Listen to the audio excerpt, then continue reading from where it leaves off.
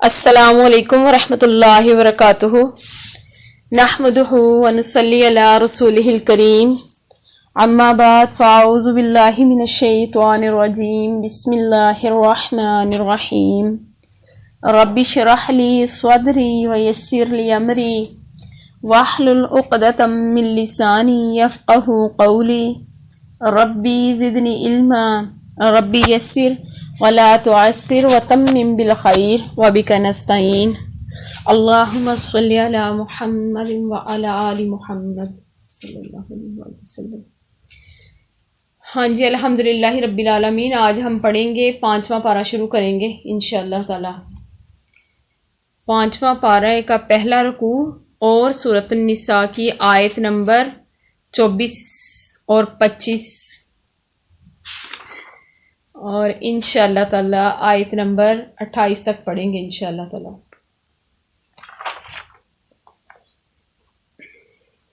بسم اللہ الرحمن الرحیم۔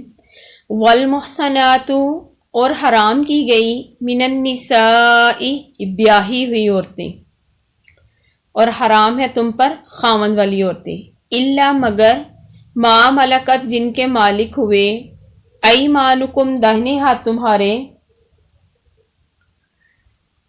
کتاب اللہ، لکھ دیا اللہ تعالیٰ نے، علیکم، اوپر تمہارے، وَأُحِلَّ لَكُمْ، اور حلال کیا گیا، لکم، تمہارے لیے، ما وراء، جو کچھ سوائے اس کے ہے، ذالکم، سوائے اس کے ہے، ان تبتغوا، یہ کہ طلب کرو تم، بِأَمْوَالِكُمْ، مالو اپنوں کو، محسنین، قید میں رکھنے والیاں، غیر مسافحین، نہ ہوں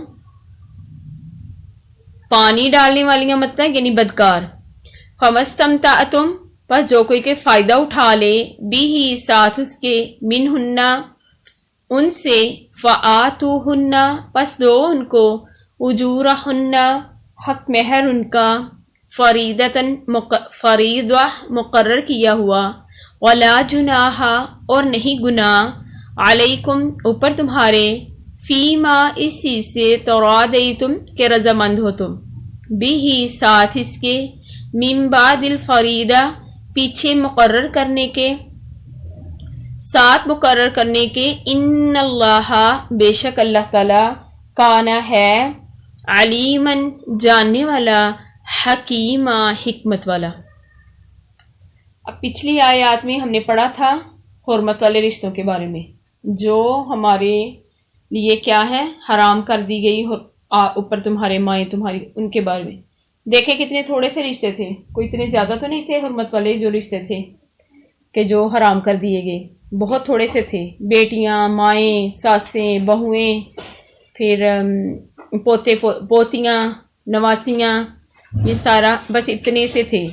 اب آگے دیکھیں کہ کیا ہے، باقی ساری جو ہے نا عورتیں، اللہ تعالیٰ نے دیکھیں کہ اللہ تعالیٰ نے کیا کہا ہے، کہ وہ اللہ تعالیٰ نے آپ کے لیے کیا کر دیا ان کو، کہ ان کے ساتھ ہے نکاح جائز ہے، کن کے ساتھ،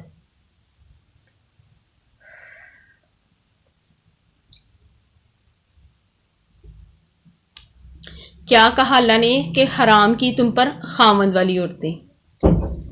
اب اس میں آتی ہے حدیث، حضرت ابو سعید خدری رضی اللہ تعالیٰ عنہ سے روایت ہے کہ غزوہ طاس میں سن 8 ہجری کو پیش آیا، غطفان میں ایک وادی کا نام ہے، وہاں پہ جنگ ہوئی، غزوہ طاس ہوا، اور اس کے مال غنیمت میں پہلے تھیں جو لونڈیاں تھیں ہوتی تھی پہلے دور میں، ٹھیک ہے، اب تو نہیں ہے، واللہ عالم کہ وہ جو عرب ممالک ہیں ان میں ہوں، مجھے نہیں پتہ اس چیز کے بارے میں، تو لیکن پہلے یہ تھا کہ وہ وہاں کی جو عورتیں بھی ہوتی تھی نا، ان کو جب وہ جنگ ہوتی تھی تو وہ مال غنیمت میں جب آتی تھی تو کیا تھا، غنیمت کے ساتھ عورتیں قیدی بن کے آتی تھی۔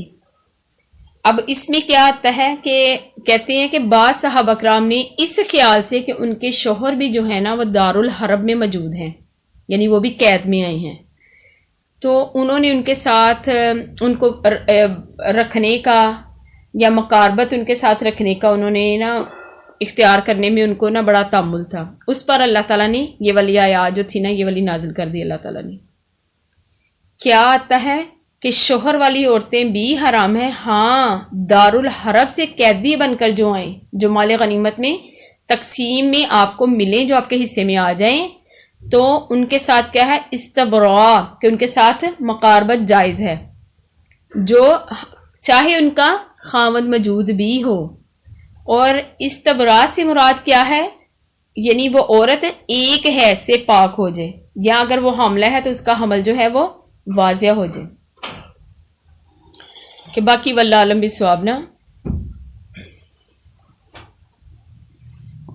اب کیوں حرام کی گئی ہیں بیاہی ہوئی عورتیں؟ چونکہ وہ کسی اور کے نکاح میں ہیں، اس لیے آپ پر حرام ہے۔ یہ والی آیتیں یہ پڑھا میں نے شروع میں، والمحصنات من النساء، البتہ ایک عورت کا اگر اس کا شوہر طلاق دے دے تو آپ اس سے نکاح کر سکتے ہیں، اس سے بہتر یعنی جن کے مالک ہوئے داہنے ہاتھ تمہارے، یعنی بدکاری کرنے والی نہ ہو، مرد بھی نہ ہو، تو کیا ہے اس سے بہتر کیا ہے؟ لونڈی، جن کے مالک ہوئے داہنے ہاتھ تمہارے کون؟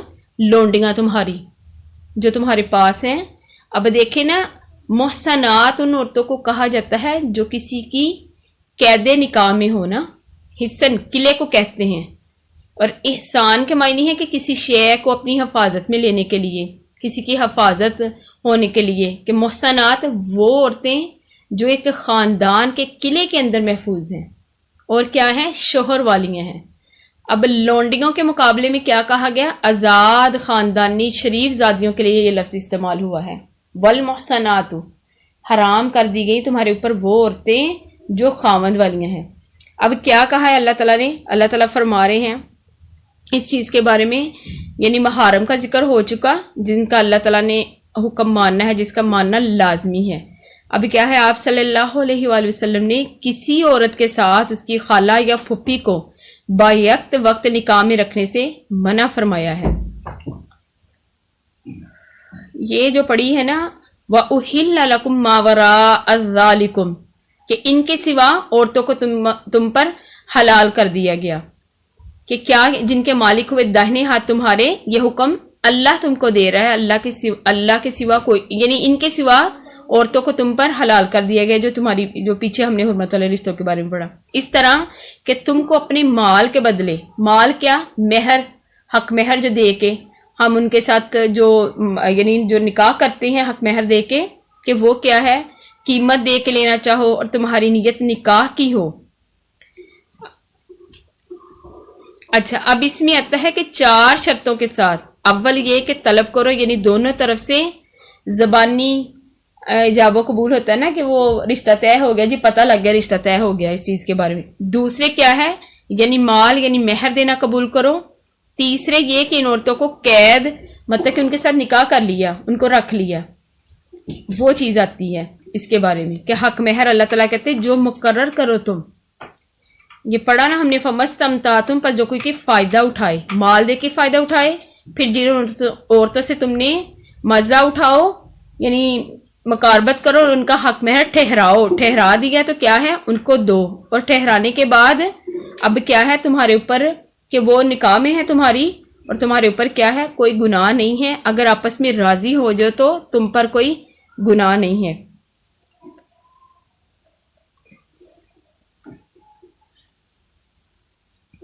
اب اس میں آتا ہے کہ اس سے مراد بعض جگہ پہ آتا ہے کہ لونڈی بھی مراد ہے نا، جس کو پیسے دے کے خریدا جائے، واللہ عالم بالصواب۔ آپ صلی اللہ علیہ وآلہ وسلم نے حجۃ الوداع کے خطبے میں آپ صلی اللہ علیہ وآلہ وسلم نے فرمایا، یا ایھا الناس انی کنت اذنت لکم، کیا کہا کہ اے لوگو میں نے تمہیں عورتوں سے نکاح متع کی اجازت دی تھی، لیکن پھر کیا ہوا تھا؟ یہ ہم نے دوسرے پارے میں پڑھا تھا نکاح متع کے بارے میں، لیکن اس کے بعد کیا ہے؟ اللہ تعالیٰ نے حرام کر دیا۔ اس کے بعد اللہ تعالیٰ کہتے ہیں کہ بے شک اللہ تعالیٰ، یعنی اگر خاوند بیوی باہمی رضامندی سے طے شدہ مہر میں کمی پیشی کرے تو اس میں کوئی حرج نہیں ہے۔ باقی اللہ تعالیٰ فرما رہے ہیں بے شک اللہ خبردار ہے، حکمت والا ہے، جاننے والا ہے۔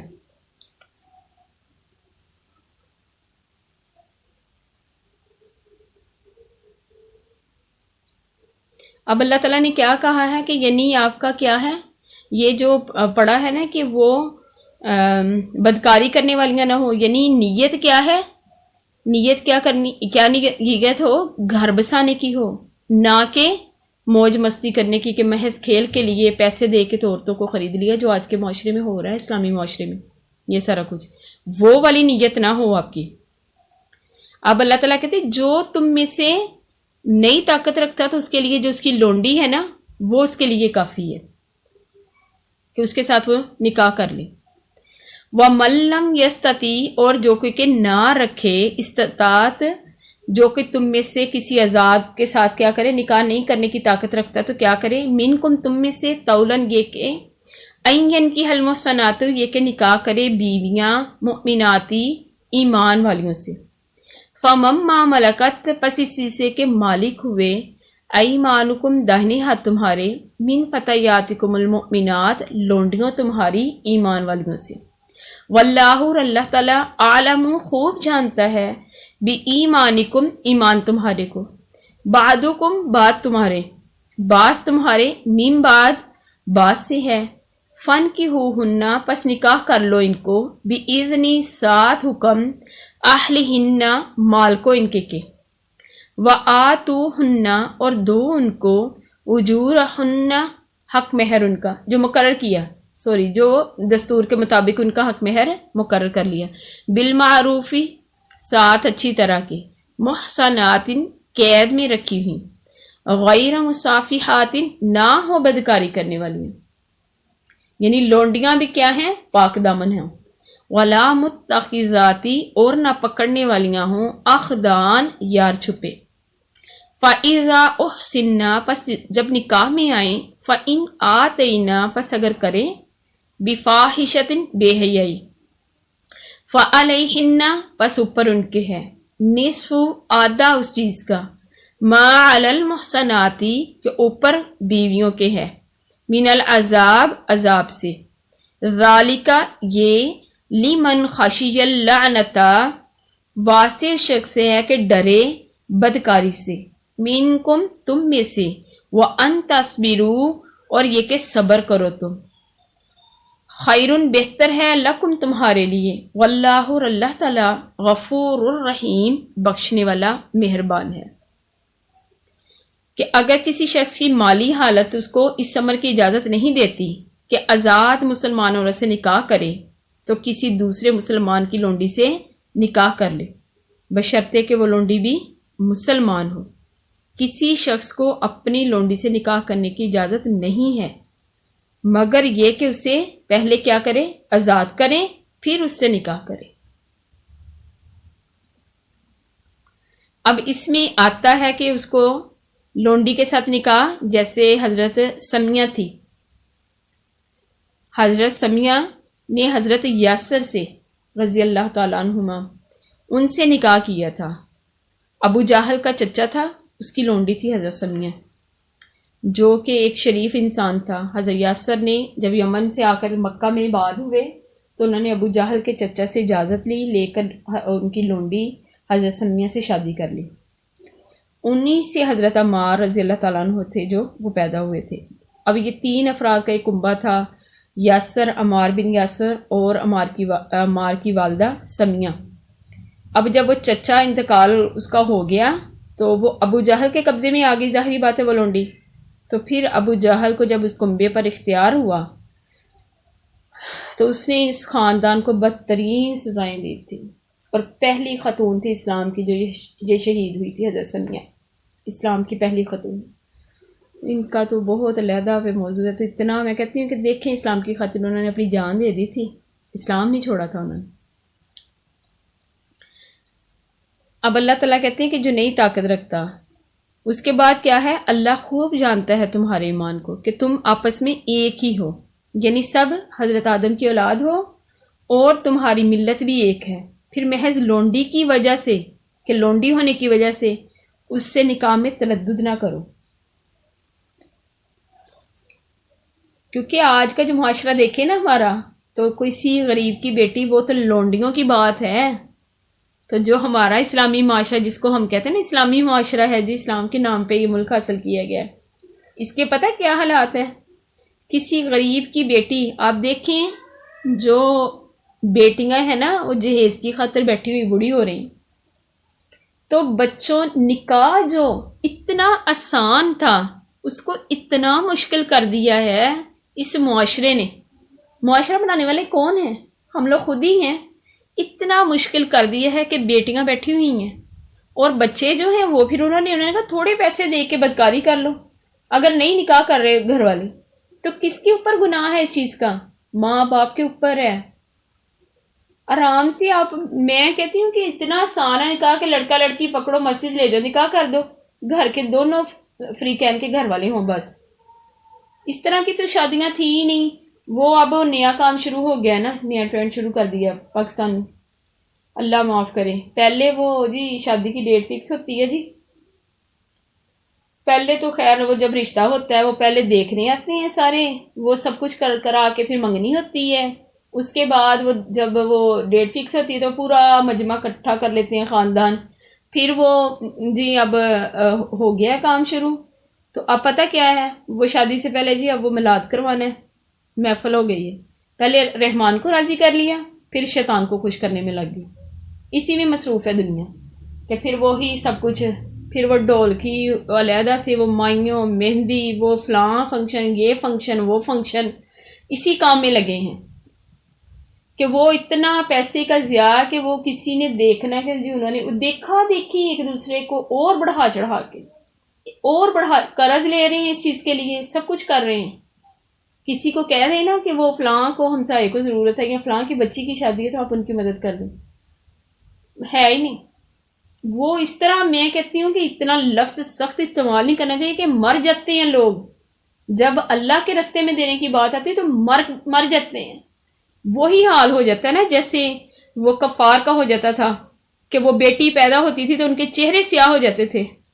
کہ میں کہتی ہوں اس سے بھی بری حالت ہو جاتی ہے. جب کہہ دو کہ اللہ کے رستے میں دینا ہے تو مرنے والے ہو جاتے ہیں. ہے ہی نہیں، ختم ہے، بالکل نہیں ہے. اور جب ایسے کاموں پہ، شیطانی کاموں پہ لگانے ہوں پیسے، پتہ نہیں کہاں کہاں سے قرض لے کے اور سب کچھ، وہ اسی پہ لگے رہتے ہیں لوگ. اتنا مشکل کر دیا شادی کو کہ میں کہتی ہوں کہ موضوع ہی بدل جانا ہے. کہ یہ میں کہتی ہوں کہ کیا ان کے بارے میں کیا کہنا ہے ان کو.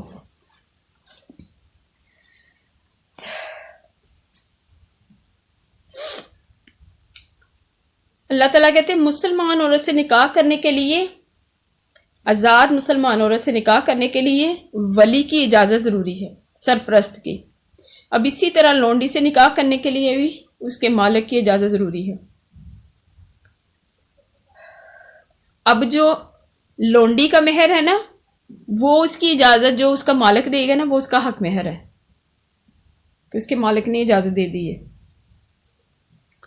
اب اللہ تعالیٰ نے کہا کہ کیا نہ ہو وہ بدکاری کرنے والیاں، نہ ہو وہ پکڑنے والیاں چھپے آشنا، یعنی نکاح کے بعد بھی وہ اس طرح کے کام کرنے والیاں نہ ہوں. اس چیز سے منع کیا گیا ہے. بس جب نکاح میں آ جائے تمہارے تو پھر کیا ہے، کوئی بے حیائی کا کام کریں تو اس کی کیا ہے، کن کے لیے یہ کہا گیا ہے، یہ لونڈی کے بارے میں بتایا گیا ہے. تو آزاد عورتوں کی آدھی سزا ان کو ملے گی، لونڈی کو نکاح کے بعد اگر دیکھیں اس میں بدکاری تو. تب تک یہ ابھی سزائیں نہیں تھی اتری کہ سنسار کرنے کی، اور کتنے کوڑے وہ آگے جا کے سورۃ النور میں آئیں گے انشاءاللہ تعالی. اللہ تعالیٰ کہتے ہیں کہ اس کے لیے، یعنی یہ لونڈی سے نکاح کرنا اس کے لیے درست ہے جو تم میں سے ڈرے گناہ میں پڑ جانے سے، اور اگر صبر کرو تو یہ بہتر ہے تمہارے لیے، اور اللہ بخشنے والا مہربان ہے. یرید اللہ، ارادہ کرتا ہے اللہ تعالیٰ، لیبینا، یہ کہ بیان کرے، لکم تمہارے لیے، ویہدیکم، اور ہدایت کرے تم کو، ہدایت کا رستہ دکھائے تم کو، سنن الذین، رستہ الذین ان لوگوں کا، من قبلکم جو پہلے تم سے تھے، ویتوبا، اور پھر آئے، علیکم اوپر تمہارے، واللہ، اور اللہ تعالی، علیم جاننے والا ہے، حکیم حکمت والا ہے.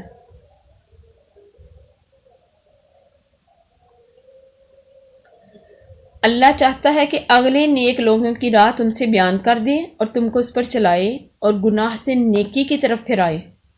اور اللہ خوب جاننے والا اور حکمت والا ہے۔ واللہ، اور اللہ تعالیٰ، یرید، اللہ تعالیٰ ارادہ کرتا ہے، ان یتوبا، یہ کہ پھر آئے، علیکم، اوپر تمہارے، ویرید الذین، اور ارادہ کرتے ہیں الذین، وہ لوگ، یتبعون الشہواتی، کہ پیروی کرتے ہیں خواہشوں کی، ان تمیلو، یہ کہ جھک جاؤ تم، میلن، جھک جانا، عظیما، بڑا۔ اللہ تم کو گناہ سے ہٹا کر نیکی کے راستے پر لگانا چاہتا ہے، اور جو لوگ مزوں پر لگے ہیں وہ چاہتے ہیں کہ تم اسی طرف جھک جاؤ، یعنی غلط کاموں کی طرف۔ اللہ تعالیٰ حرام اور حلال کا بتا رہے ہیں، اللہ تعالیٰ احکامات بیان فرما رہے ہیں، بتا رہے ہیں کہ اللہ چاہتا ہے تم نیکی کے راستے پہ چلو، کہ پہلے لوگوں کے عمدہ طریقے پر، ہدایت یافتہ لوگوں کے رستوں پر چلو۔ پہلے لوگوں سے مراد انبیاء اور ان کی امتوں کے نیک لوگ۔ اور کیا ہے اللہ تعالیٰ نے کہا، یعنی شہوت پرستوں کے کہنے میں نہ آؤ۔ مراد کون ہے؟ یہود، نصارہ، مجوسی، جو کیا کرتے تھے، استغفر اللہ، محارم کے ساتھ بھی، محرم رشتوں کے ساتھ بھی نکاح کو جائز سمجھتے تھے۔ کہ انسان کو یہ باور کرایا جا رہا ہے کہ یہ چیز حلال ہے، جو کیا چیز حرام، کہ دو رستے ہیں، ایک رحمان کا رستہ ہے، ایک شیطان کا رستہ ہے، اب تم پہ ہے تم کس رستے پہ چلتے ہو۔ اللہ نے تو دونوں رستے کھول کے بتا دیے۔ ایک وہ لوگ ہیں ہم المحتدون، اور ایک وہ لوگ ہیں جن کو اللہ نے جہنم میں ڈالنا ہے۔ اللہ نے بتا دیے رستے قرآن میں واضح واضح۔ ہم نے قرآن کو سمجھنے کی کوشش ہی نہیں کبھی کی، اس کو بس وہ سمجھتے ہیں کہ بس تبرک ہے، متبرک کتاب ہے، بس پڑھی جاتے ہیں روانی میں۔ بڑا وہ فخر سے کہتے ہیں جی بیٹی نے پی ایچ ڈی کر لی ہے، بیٹے نے فلاں کام کر لیا ہے، بیٹا یہ بن گیا ہے، انجینئر بن گیا ہے، وہ ڈاکٹر بن گیا ہے، ایس ایس پی لگ گیا ہے۔ یہ انہی چیزوں میں ہم بڑے فخر سے کہتے ہیں۔ کبھی کسی نے آپ کو فخر سے بتایا کہ الحمدللہ کہ میرا جو بیٹا ہے وہ حافظ قرآن ہے؟ کبھی کسی نے آپ کو کہا ہے الحمدللہ کہ میری بیٹی جو ہے وہ عالم دین ہے، میرا بیٹا بڑا اچھا باعمل عالم دین ہے؟ کبھی نہیں کہیں گے۔ صرف ہم اگر کرتے ہیں نا کوئی نیک عمل دنیا دکھاوے کے لیے کہ لوگ کہیں جی واہ واہ واہ، بڑا ہی نیک، بڑا ہی سخی، بڑا ہی ایسا، بڑا بس قرآن پڑھنے والا، لوگوں کے لیے دکھاوے کے سارے کام کرتے ہیں۔ کوئی نہیں ہے کہ ہم نے اللہ کو راضی کرنا، اس چیز میں نہیں ہے۔ یرید اللہ، ارادہ کرتا ہے اللہ تعالیٰ، ان یخوفا، یہ کہ ہلکا کرے، انکم، تم سے، وخلق الانسان، اور پیدا کیا گیا انسان، ضعیفا، ناتواں۔ اللہ تعالیٰ تمہارا بوجھ ہلکا کرنا چاہتا ہے کہ آدمی جو ہے وہ پیدائش سے ہی کمزور بنا ہے، یعنی اللہ تعالیٰ کو انسان کی کمزوریوں کا خوب علم ہے، اسی لیے احکام شریعت میں اس کی سہولت کو خیال رکھا گیا ہے اور دین میں سختی نہیں برتی گئی۔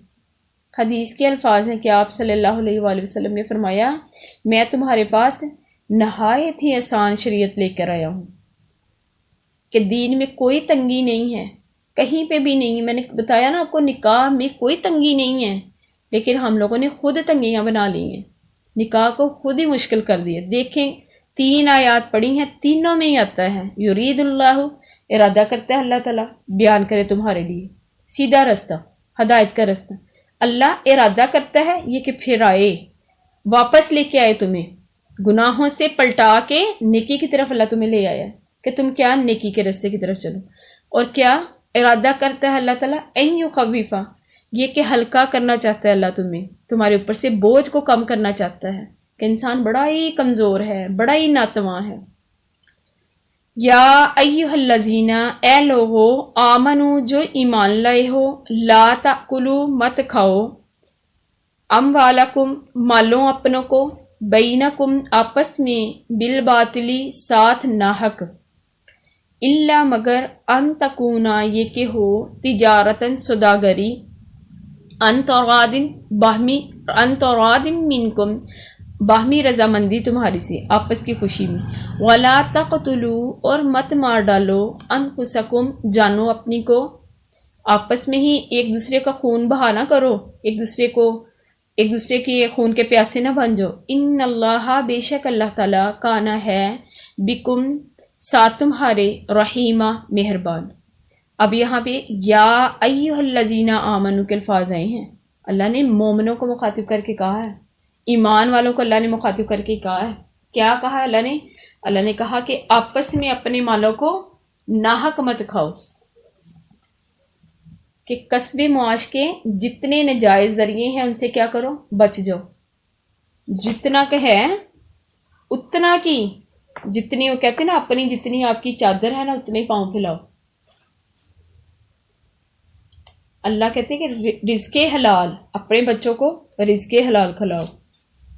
کہ دیکھیں میں کہتی ہوں کہ کتنی وہ برکت ہے کہ اس اولاد کے لیے جس کے لیے ساری تگ و دو کی، اور کل کو قیامت والے دن وہی اولاد بنے نا، میری اور آپ کی وہی اولاد کہے کہ اللہ ہم جانتے ہی نہیں، ہم نے کہا تھا ان کو کہ ہمارے لیے یہ سارے کام کریں، ہم نے تو کہا ہی نہیں تھا، ہمیں تو پتہ ہی نہیں تھا، ہم تو چھوٹے تھے، ہم تو نہ سمجھ تھے، ان کو تو عقل تھی کہ نہ کرتے ہماری خواہشوں کو پورا. اللہ نے اولاد کی محبت کے لیے نہیں کہا کہ اولاد کی محبت کے لیے سب کچھ قربان کر دوں. پتہ کس کی محبت کی اللہ نے ترغیب دی ہے؟ قرآن میں پڑھے تو صحیح. اللہ نے کہا والدین کے ساتھ رب ارحمہما کما ربیانی صغیرا.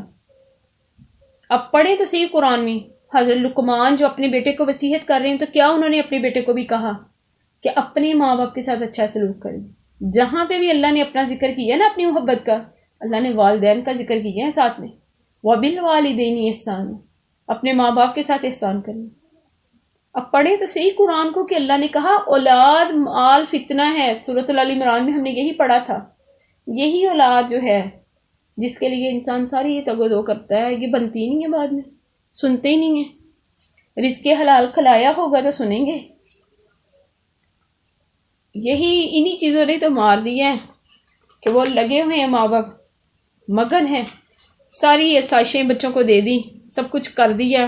کتنے انسان ہیلے کرتا ہے، کتنے جھوٹ بولتا ہے، کس کے لیے؟ اولاد کے لیے کہ مال جمع ہو جائے. اپنے بچوں کے لیے بچوں کو تھوڑا سا صبر، تھوڑی سی ایسی چیزیں بھی تو بچوں کو سکھانی چاہیے نا، کہ صبر کے ساتھ، شکر کے ساتھ، کہ اللہ دے رہا اسی پہ صبر شکر کرو. تو ہمارے پاس تو سالہ سال کا راشن موجود ہوتا ہے اور کئی چیزیں موجود ہوتی ہیں، پھر بھی ہماری نہ شکریاں نہیں ختم ہوتی. کہتے ہے ہی نہیں، بالکل ختم ہے سب کچھ. اللہ کہتے اپنے مالوں کو ناحق نہ کھاؤ. ناحق مطلب باطل نہ کرو اپنے مال کو. اور کیا ہے؟ صداقاری کرو تو آپس میں تجارت کرو، کہ ہاں جس کے ذریعے سے تجارت کرو تو کیا کرو، پوری رضامندی کے ساتھ، خوشی کے ساتھ، پورے طریقے کے ساتھ، رضامندی کے ساتھ، کہ جب تک کہ دونوں فریقین جو ہیں وہ ایک بات پہ رضامند نہ ہو جائیں. اور خون نہ بہاؤ آپس میں ایک دوسرے کا. کیا ہے اب خون بہانا؟ دیکھیں، ایک تو یہ ہے کہ لڑائی جھگڑا ہو گیا تو اس نے پتہ نہیں ہے اس کو کس بات پہ ہوا کس پہ نہیں، گولی مار دی، چلو جی قصہ ختم. وہ اچھا خاصا بندہ تو وہ تو مر کے وہ تو ختم ہو گیا، کہانی ختم ہو گئی اس کی. کیا جی بس جی مجھے غصہ آ گیا تو بس وہ فائر کر دیا، بس تو وہ فائر تو کر دیا، وہ زندہ ہو سکتا ہے. ایک وہ ہے محبت نہیں ملی جی خودکشی کر لی، کھانے کو نہیں ملا خودکشی کر لی ہے. خودکشی کرنا تو حرام ہے ویسے ہی اسلام میں. حدیث میں ہے کہ جس آلے سے کوئی انسان اپنے آپ کو قتل کرے گا نا، جو خودکشی کرتا ہے، دوزخ کے اندر اسی آلے سے اس کو عذاب پہنچایا جائے گا. اور ایک اور حدیث میں آتا ہے کہ اس کو قیامت تک وہ اسی طریقے کے ساتھ اپنے آپ کو مارتا رہے گا. واللہ عالم بالصواب، کہ اللہ اس کو اسی عذاب میں مبتلا رکھے گا. کہ ایک دوسرے کو قتل نہ کرو. چھوٹی چھوٹی باتوں پہ کوئی بات بھی نہیں ہوتی، جھگڑا شروع ہو جاتا ہے. وہ ہنسی مذاق میں بات ہو رہی ہے، بات پہ وہ چھوٹی سی بات پہ تلخ کلامی شروع ہو گئی ہے، اور بات کہاں پہ پہنچ گئی ہے؟ مرنے مرانے پہ. وہ میرے ہسبینڈ بتا رہے تھے، کہتے کہ تھوڑے دن پہلے کیا ہوا، بچے ہی شاید آپس میں جھگڑے ہیں، بچوں سے بات ہوتی ہوتی عورتوں تک گئی ہے، عورتوں سے مردوں تک چلی گئی. اور ایک دونوں جو فریقین تھے، ہمسائے تھے آپس میں، 8 جو افراد تھے نا ان کے، وہ تو گئے جان سے، وہ تو جان سے چلے گئے. تو کیا ہوا پیچھے؟ اب سالہ سال وہ دشمنیاں چلنی ہیں، سب کچھ چھوٹی چھوٹی باتوں پہ کوئی پتہ ہی نہیں ہے. بچوں کی آپس میں کہتی ہوں بچوں کے ساتھ اتنی، بچوں کی وجہ سے اتنی لڑائیاں. بچے تو پھر ہی ایک دم وہ ایک دوسرے کے ساتھ اتنے مگن ہو کے کھیل رہے ہوتے ہیں، کوئی پتہ ہی نہیں ہے بچوں کو، لیکن وہ دشمنیاں جو ہیں وہ سب کچھ وہ ایک دوسرے کے خون کے ہی پیاسے ہو جاتے ہیں پھر، کہ یہ ہمیں نہ نظر آئے، وہ مجھے نہ نظر آئے، بس یہی چیزیں ہیں۔ اور بے شک اللہ تعالیٰ کہتے ہیں کہ اللہ تعالیٰ کی ذات جو ہے وہ تمہارے ساتھ بڑی رحمان اور رحیم ہے۔ اللہ سے بڑھ کے کوئی بھی نہیں ہے آپ سے اور میرے سے محبت کرنے والا۔ وَمَن يَفْعَلْ اور جو کہ کرے ذَلِكَ یہ عُدْوَانًا تعدی سے، وَظُلْمًا اور ظلم سے، فَسَوْفَ پس البتہ نُصْلِيهِ داخل کریں گے ہم اس کو نارا آگ میں، وَكَانَ اور ہے ذَلِكَ یہ اللہ اوپر اللہ تعالیٰ کے یسیرا آسان۔ جو کوئی ظلم سے ایسا کرے گا یعنی خون قتل کرے گا، کسی کا مال نہ حق اڑائے گا، تو ہم اس کو قیامت کے دن دوزخ میں ڈالیں گے، اور اللہ تعالیٰ پر کچھ مشکل نہیں ہے۔ اللہ تو کسی کام کے کرنے کا ارادہ کرتا ہے تو اللہ تعالیٰ فرماتے ہیں کن ہو جا فایا کن، پس وہ ہو جاتا ہے۔ اللہ کے لیے کوئی چیز مشکل نہیں ہے۔ اللہ تعالیٰ کہتے ہیں یہ اللہ کے اوپر آسان ہے دوزخ میں ڈالنا، کہ اللہ اس کو دوزخ میں داخل کر دیں گے۔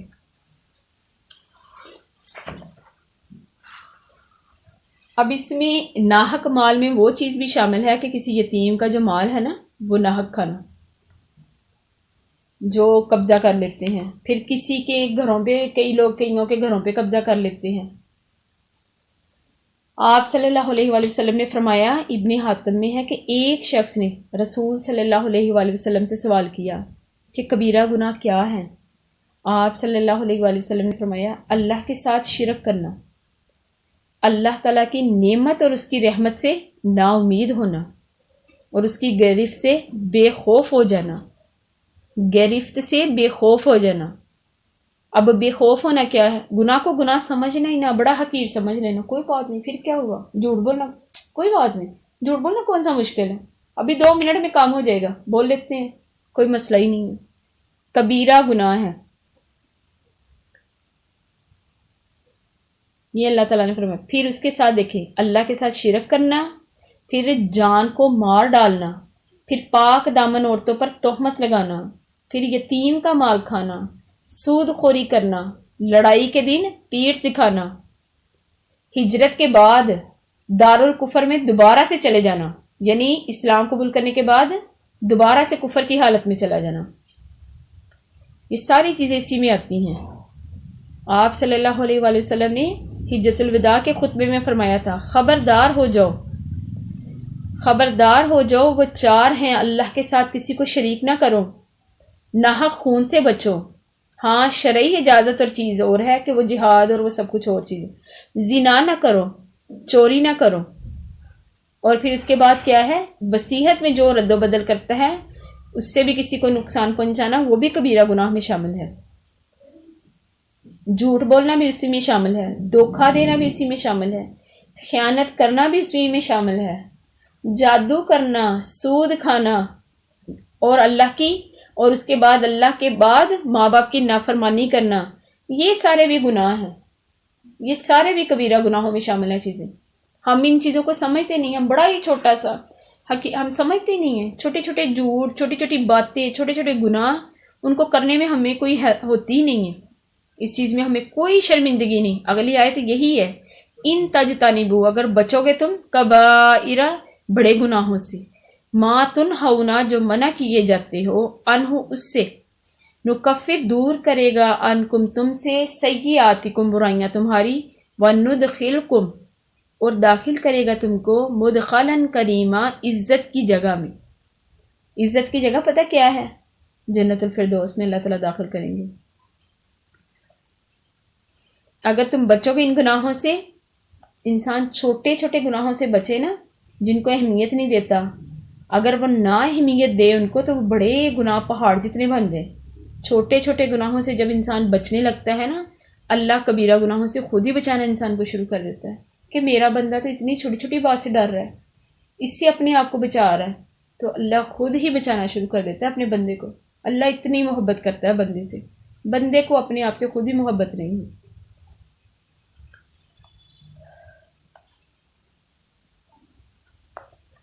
الحمدللہ رب العالمین، یہاں تک کہ ٹھیک ہے۔ انشاءاللہ باقی پھر انشاءاللہ منڈے کو پڑھیں گے. صدق اللہ العظیم. سبحانک اللہم و بحمدک نشہد ان لا الہ الا انت استغفرک و اتوب الیک. السلام علیکم ورحمۃ اللہ وبرکاتہ.